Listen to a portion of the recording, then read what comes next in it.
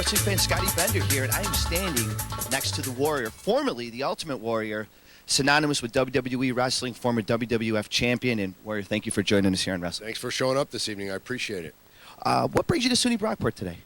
I'm here. I've been brought in by a group of college Republicans on the campus that worked with Young America's Foundation. I've been traveling around the country, going out speaking for them.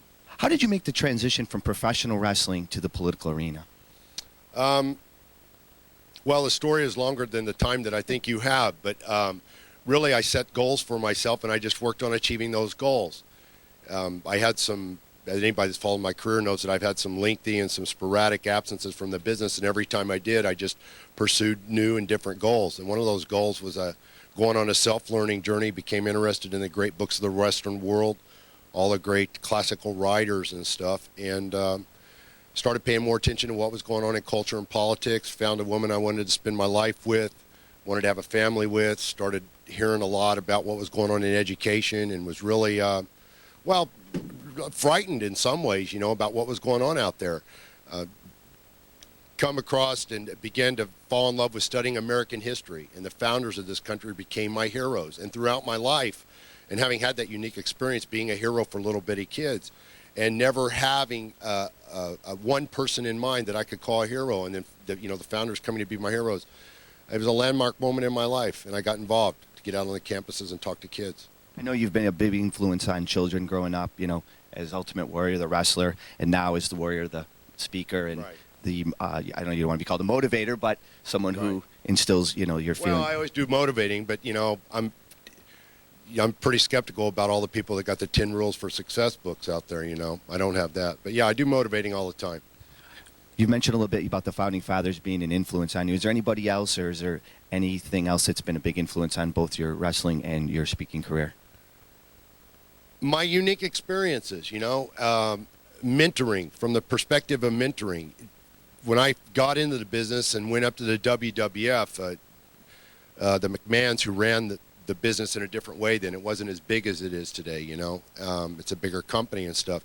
They always talked a lot about how you're part of the family. And they really meant it. It wasn't just lip service, you know, and you really felt like it. In a lot of ways, Vince, my own father, having left when I was 12 to never look back to provide any kind of support, financial or otherwise, working up there, growing, the character was evolving, but I was maturing as a man.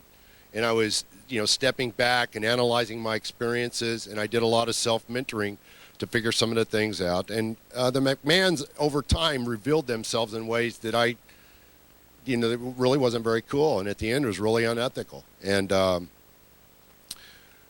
those experiences have given me a different perspective when I go out and talk to kids today. I think male mentoring is missing so much, some of those traditional things that we used to do, and it's important for me to go out and talk about them and mentor in this way. You working AV? Gotcha. Good thing.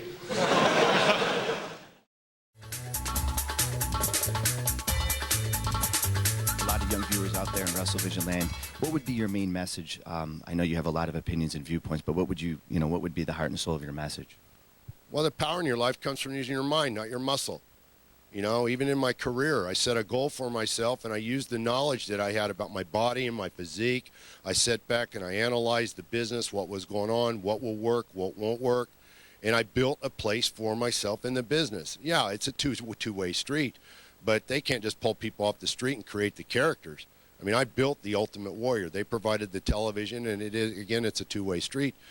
But that's the most important thing that I could get across to young kids today, man. And if you really want to kick ass in your life, spend a little less time in the gym and learn how to use language, you know.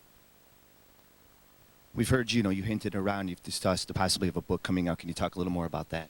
Well, I've been working on my book for a long time. I want to write it. I don't want a ghostwriter to write it. I think there are some ought-to-dos that just stem from life. And one of those things is if you think your story about your life is important enough to tell, then you should write it yourself. Don't get some ghostwriter to tell it. You see a lot of professional athletes out there acting like degenerates, but you don't see anybody saying, you know what, it was a great thing in my life, but the last thing I need to be doing, I mean, I'd be a pathetic human being if I had to still be as big as the Ultimate Warrior, be as buffed as the Ultimate Warrior, and walk around in my hometown go to my local gym and still be Ultimate Warrior. And that's what these guys that over the last few years that I worked with, that's what they've done.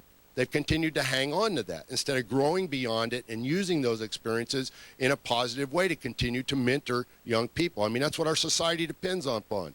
That people, you know, the young kids that I go out, they're entitled. They're learning their philosophies of life. They can make mistakes and they can go for it. If they have a goal, give everything you got to it. But there's going to come a time in your life where you got to grow up. You grow up and you continue to go out and you mentor the young people. And we don't have enough people that are willing to do that. And I'm positive, it's satisfying for me to do it. My last question is actually just a quick wrestling question. I just want to know, how is it working with Hulk Hogan? Well, you know, I only worked with him 2 times. You know, the Hulk Hogan match was, you know, one of the highlights of my life.